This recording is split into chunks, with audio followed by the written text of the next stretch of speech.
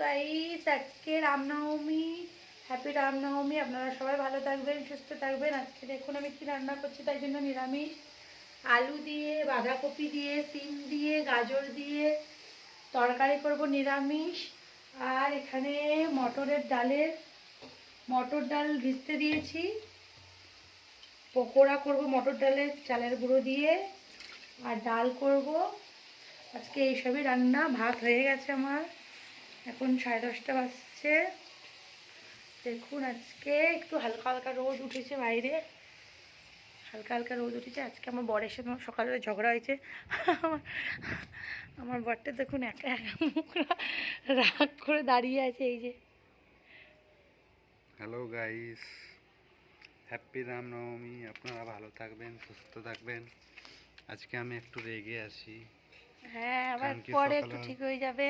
না, আজকে এখানে ঠিক দাদু হব না। বসে বসে ঠিক হয়ে যাবে ফ্রেন্ড। আমি ঠিক হব না। আর আর এখানে দাদু বসে বসে কি খাচ্ছে, রুটি না কি খাচ্ছে, কি খাচ্ছে দাদু? লাড্ডু।